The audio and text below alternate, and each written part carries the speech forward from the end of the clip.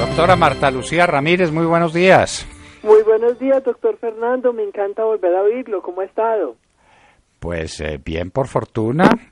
Y ahora se está hablando es del blindaje a los acuerdos de las FARC. El blindaje significa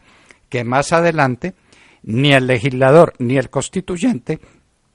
podrán modificar las normas jurídicas que se han dictado en favor de las FARC. Esa hipoteca del futuro no existe en ninguna parte del mundo, ni puede existir. La ley antigua es derogada o modificada o sustituida por la ley nueva, y lo mismo las constituciones. Van cediendo paso a las constituciones nuevas. Cuéntenos qué era lo que se venía y cómo logró usted detenerlo a través de unas recusaciones más que inteligentes y oportunas.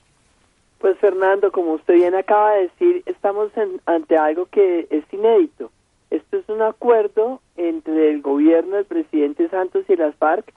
que han pretendido y que pretenden y que seguramente seguirán pretendiendo que se convierta en parte de la Constitución Nacional. Pero es que resulta que para que se convierta en parte de la Constitución debería hacerse mediante una reforma a la Constitución, o se podría haber hecho entonces mediante una consulta al pueblo soberano. Cuando se hizo la consulta al pueblo mediante el referendo, sabemos muy bien que el pueblo dijo no al acuerdo. El gobierno, después de haberse sentado con varios de los sectores que representábamos el no, hizo una cantidad de ajustes puramente cuantitativos, pero no hizo los ajustes sustanciales al acuerdo. Entonces, ese nuevo acuerdo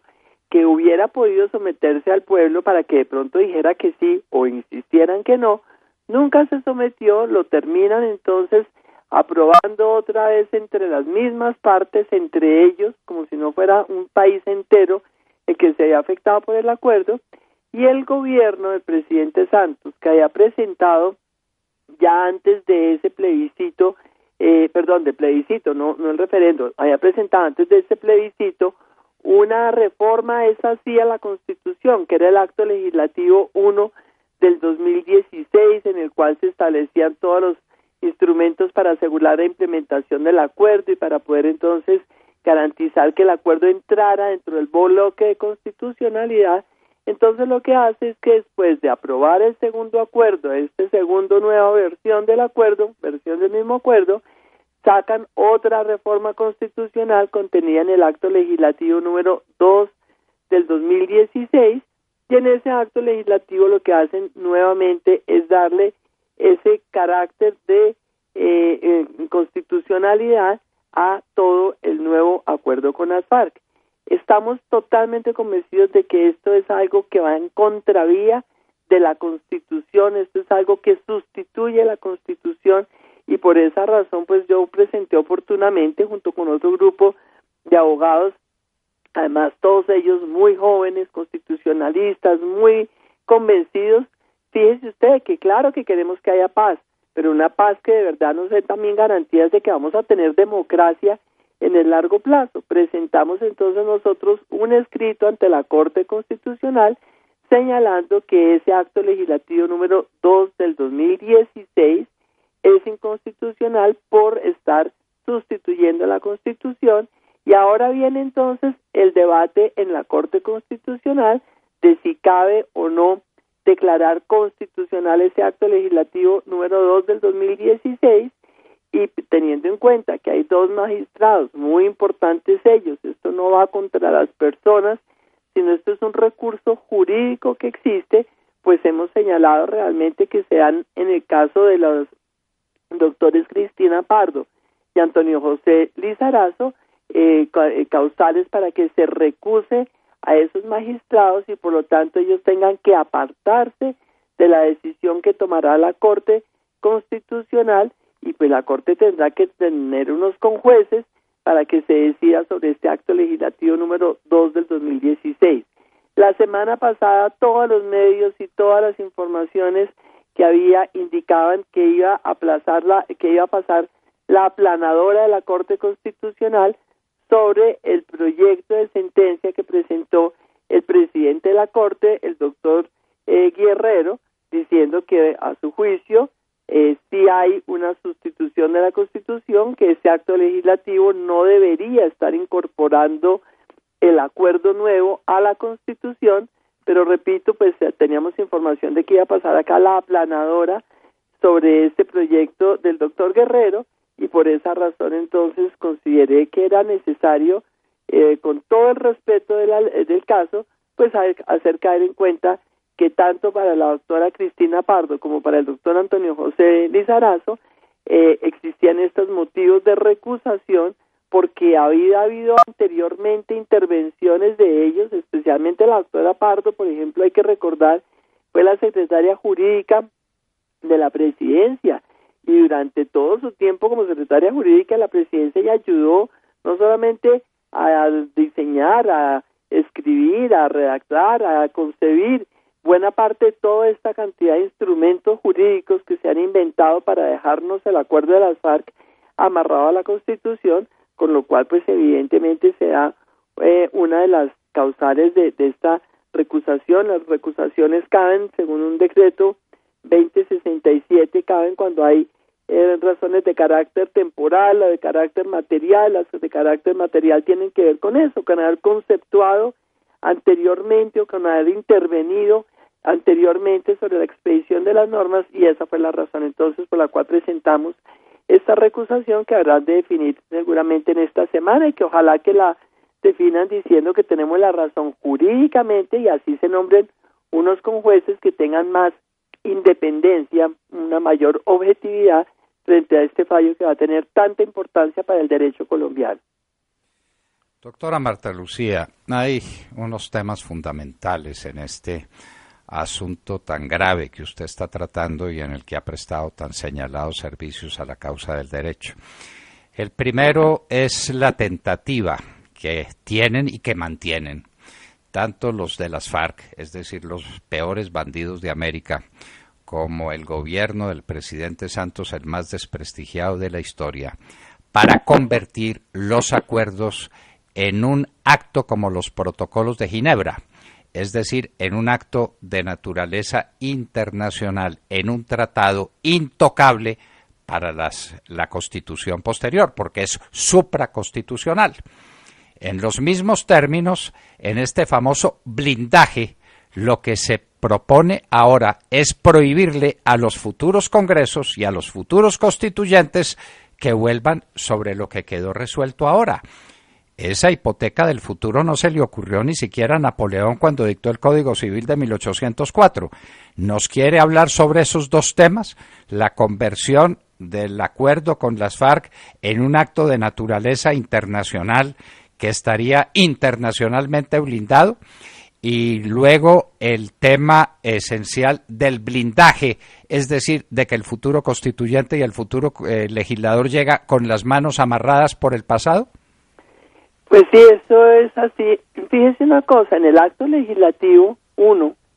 también del año 2016, se decía expresamente que en caso de que el acuerdo con las FARC resultara aprobado en el plebiscito, ese acuerdo entraría de manera automática como parte de la Constitución Nacional. Y como parte de la Constitución y del bloque de constitucionalidad significa lo que usted está diciendo,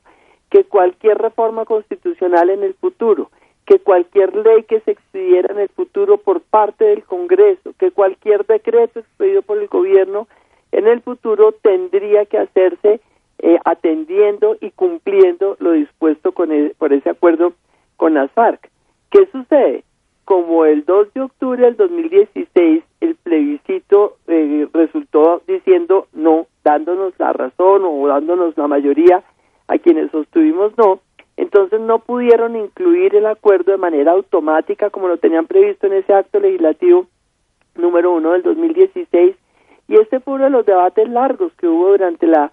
negociación de ese acuerdo, porque evidentemente esa tesis peregrina de muchos de los asesores de las FARC que terminó comprando inexplicablemente los negociadores del gobierno, y hay gente que son abogados constitucionalistas, el propio doctor de la Calle, que fue parte de la reforma constitucional del 91, pues terminaron comprando el argumento de que al volver este acuerdo como parte de los convenios de Ginebra que tienen una razón de ser, y es que esto es para dictar reglas sobre la guerra, cómo hacer que la guerra respete unas condiciones mínimas. Y entonces resulta que uno se preguntaba, ¿y por qué si este acuerdo lo que hace es terminar un conflicto, por qué entonces pretenden convertirlo en uno de estos acuerdos de Ginebra y volverlo inamovible, volverlo realmente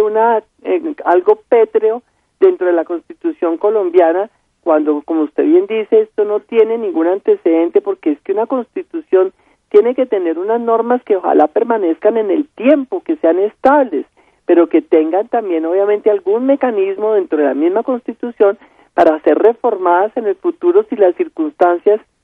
por alguna razón justifican esa reforma. Entonces aquí, al querer volver esto como un convenio derivado de los convenios de Ginebra, una norma del derecho internacional, pues nos terminan volviendo el acuerdo con las FARC una norma constitucional pétrea que no puede tener ninguna reforma. Como se les cae el acto legislativo número 1, expían el nuevo acto legislativo 02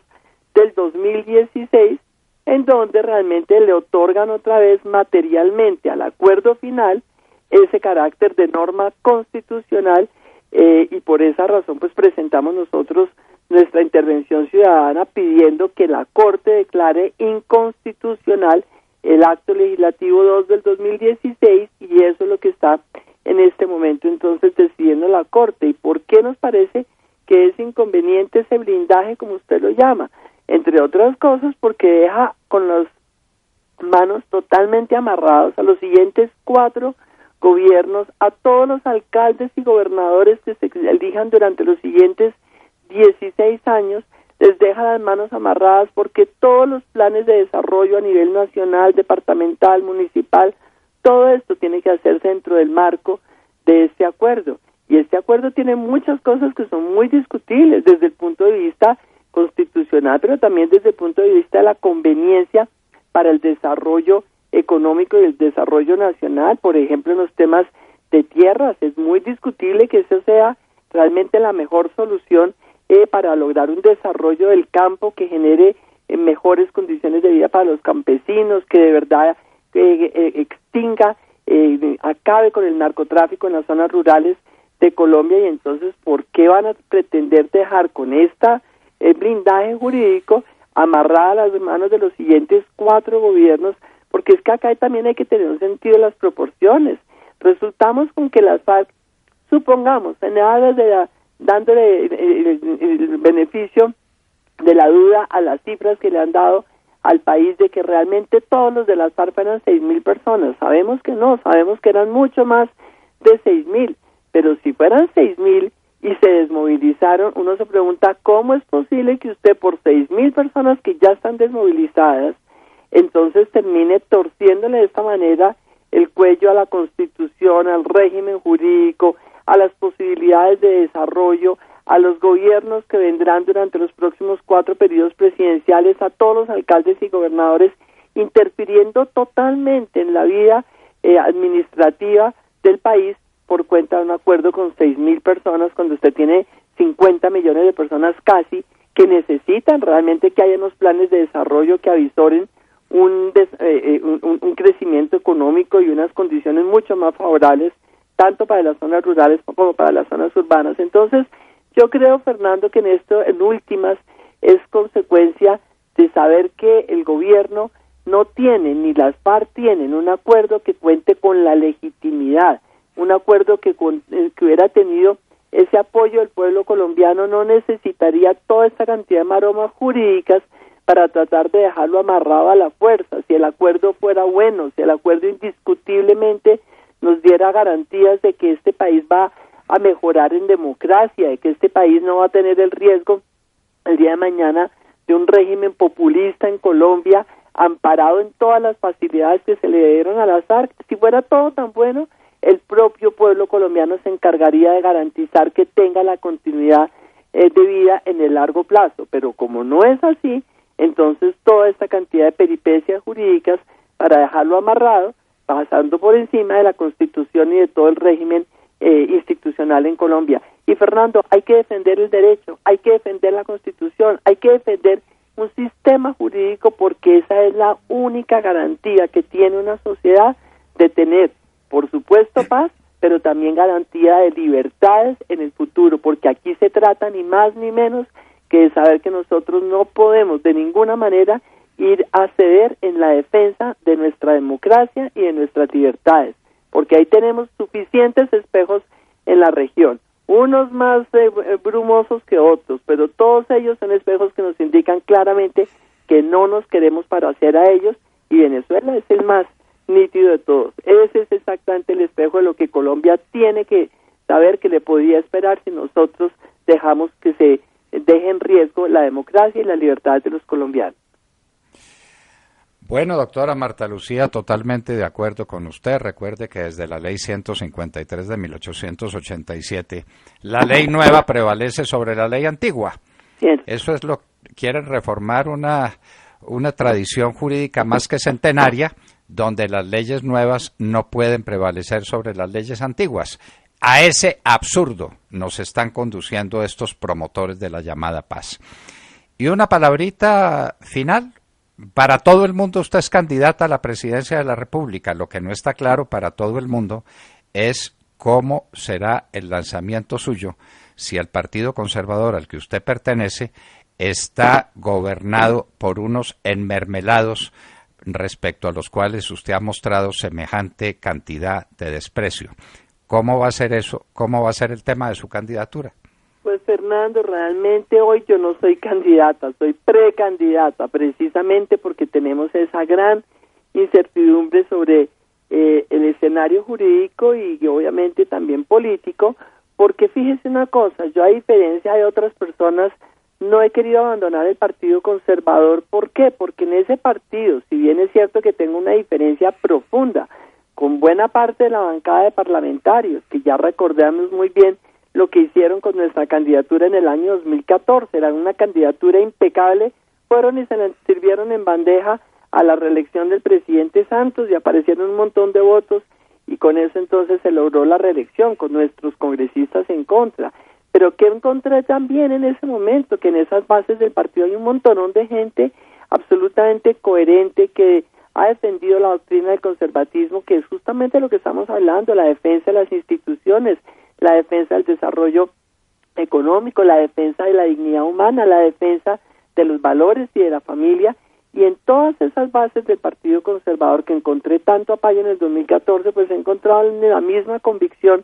democrática durante estos años, y sé que salir del partido y dejar los votados realmente pues sería dejar, o sea, que nadie defiende esas ideas, porque lamentablemente no lo están haciendo nuestros congresistas. Por esa razón he hecho en varias oportunidades la expresión y la declaración muy clara en el sentido, quisiera que el partido a estas alturas ya hubiera definido unas reglas de juego para poder uno participar, tener una candidatura dentro del partido, pero no exclusivamente para trabajar con el partido, porque estamos en un momento, Fernando, en donde realmente el país va a optar o por un camino que nos siga llevando aquí al abismo de la incertidumbre y muy posiblemente al populismo sin ninguna duda en el año 2022, o por el contrario tenemos todavía la oportunidad de cambiar totalmente el rumbo por donde nos están llevando, preservar obviamente todos los esfuerzos, porque aquí sí tenemos todos que hacer un esfuerzo enorme por lograr la paz verdadera de Colombia, pero dándole al Estado y a la sociedad colombiana muchos más instrumentos jurídicos que nos garanticen que cualquier acuerdo para terminar el conflicto, en lo que se mantenga este acuerdo, en lo que realmente pueda uno conservar de toda esa desmovilización, ese acuerdo no pueda de ninguna manera significar el quebrantamiento constitucional y democrático de Colombia. Y esos son los dos caminos que tenemos, no vamos a tener uno tercero, ni uno cuarto, ni uno quinto. Por esa razón he creído que una candidatura mía en el conservatismo, pero también participando de esa coalición a la que invitaron los presidentes Uribe y Pastrana, eso nos daría la posibilidad de tener una candidatura de la centroderecha fuerte, con muy buen programa, con muy buenos argumentos, que le dé tranquilidad a Colombia, que le devuelva la confianza a los inversionistas y sobre todo que nos devuelva a todos la confianza en las instituciones colombianas. Pero lamentablemente, Fernando, ni el partido ha definido en las condiciones para que pueda haber una candidatura conservadora, ni tampoco tenemos claras las condiciones de la coalición de los expresidentes. Total, entonces, pues yo sí le confieso que sigo en este recorrido por el país como precandidata, esperando a que se vayan despejando realmente los escenarios. A mí me tiene muy mortificada toda la cantidad de escándalos que han afectado al partido. Esto no es un caso de una sola persona, son varios casos que afectan al partido, pero sobre todo el peor es ese cuestionamiento permanente de por qué lo que se llama ahora la mermelada tenía que haber impedido realmente un conservatismo mucho más activo en el Parlamento, mucho más crítico, con mucha más capacidad de cuestionar realmente y hacer debates de control político al gobierno del presidente Santos. Y pues todo esto que me mortifica, los escándalos de corrupción, los de que todo el mundo señala, la mermelada que se pueda haber entregado desde el gobierno, todo esto lo que ha hecho es deteriorar todavía más la imagen de todos los partidos, no solamente del conservador, de todos. Pero como yo estoy en el conservador y usted también, yo creo que todavía está en el conservador, espero que esté, porque sé que fue uno de los conservadores de más brillo intelectual y todo, pues yo sí creo que es un grave error el que nosotros dejemos acá que se quiebren del todos los partidos. Mire que había un gran pensador que es un homónimo del presidente Uribe, que se llamaba Álvaro Uribe Rueda, y él tenía un librito que hablaba sobre la quiebra de los partidos, y esto es de hace, no sé, como 30 años, Fernando, y lo estuve releyendo hace unos días, y me impresionó tanto porque es que es exactamente lo que estamos viviendo. Es el clientelismo, es la administración de las cuotas clientelistas y de la contratación y la entrega de los fragmentos del Estado a una parte de la clase política, y esta voracidad, porque son insaciables, eso es lo que tiene la quiebra de los partidos. Y una democracia, Fernando, sin partidos no tiene un buen futuro, no funciona en el largo plazo. Aquí es urgente tomar correctivos, hacer la reforma política que está pendiente hace muchos años, porque se han hecho reformas parciales, pero una reforma a fondo de los partidos, que los ponga en cintura, que garantice una democracia interna de los partidos, que garantice una coherencia entre lo que es su doctrina y lo que le están ofreciendo al electorado, que garantice una respuesta de lo que ofrecen sus candidatos cuando están en campaña y lo que hacen después cuando están en los cargos públicos. Todo esto implica poner en cintura a los partidos en defensa de la democracia, no en defensa de una gente que está en la política, sino es defender la democracia a través de un fortalecimiento y una mayor transparencia en el funcionamiento de los partidos. Total, Fernando, cuando tengamos más claros todos estos escenarios, ¿qué pasa con el Partido Conservador? Pero a mí personalmente en este momento, le digo, me da un gran pesar decirlo, pero todo el tiempo estuve insistiendo en la candidatura por el partido. Hoy estamos teniendo que mirar otras posibilidades y otros escenarios, pero sin renunciar al partido, porque realmente creo que este partido tiene doctrina que vale la pena defender y gente en las bases que se siente indefensa porque no se siente representada por los parlamentarios. Bueno, temas fundamentales para el futuro. El Partido Conservador debiera ser el partido del presente como respuesta a esta oleada de socialismo del siglo XXI que está en las antípodas de lo que es el Partido Conservador, pero como diría Álvaro Gómez Hurtado algún día, en Colombia hay mucho más conservatismo que Partido Conservador, y ahora sí que es cierto. Doctora Marta Lucía Ramírez, precandidata, como usted mismo quiere que le diga, a la presidencia por el Partido Conservador, hasta donde sea posible, ¿no? Hasta donde el Partido Conservador se deje. Sí. Pero mire, una cosa que le quería decir, es que le cité a un gran pensador también, porque es que todos coinciden, liberales, conservadores, lo decía Luis Carlos Galán, Álvaro Uribe Rueda, pero Álvaro Gómez Hurtado, por Dios, no le recomendaría a todos los colombianos, óiganse los discursos de Álvaro Gómez hablando del clientelismo, hablando de lo que era totalmente indeseable en ese momento también de la historia de Colombia frente a estas maquinarias burocráticas, cómo se devoran el Estado, cómo acaban con la institucionalidad, cómo acaban con las posibilidades de desarrollo de un pueblo, porque es la voracidad de esas clientelas y de esas maquinarias la que se lleva buena parte de los recursos que el Estado debería invertir en seguridad, en mejores jueces, en educación, en mejor infraestructura y en mejores vías. Aquí todos, liberales y conservadores, coincidieron en advertir hace muchos años sobre esta crisis de los partidos, sobre la necesidad urgente de haber acabado todo este clientelismo y sobre la necesidad urgente de haberle puesto atención al narcotráfico, que también obviamente es el trasfondo de todo este atentado contra la democracia, y están abriéndole ahorita esto calle de honor al populismo a través de todo esto. Así es de que, Fernando, aquí estamos volviendo sobre problemas viejos y los desafíos son nuevos, y hoy tenemos nosotros ese desafío y no vamos a ser inferiores y seguiremos dando esta pelea por toda Colombia hasta que el pueblo colombiano tome una decisión, y ojalá que sea una decisión sabia, Fernando. Muchas gracias. Gracias a Marta Lucía Ramírez, precandidata a la presidencia de la República, que estaba con nosotros en La Hora de la Verdad.